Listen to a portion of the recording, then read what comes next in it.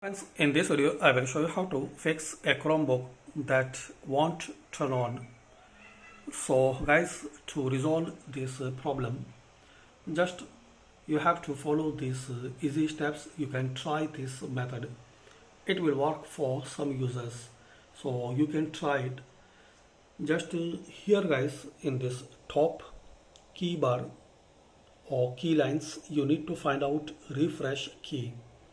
I'm using Dell laptop and Windows laptop, so I don't have that key.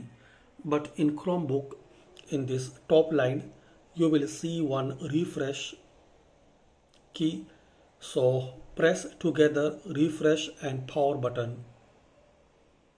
This is the first power button.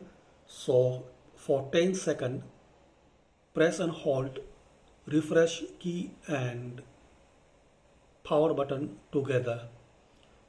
Press and hold about 10 seconds, and if you not succeed in first time, so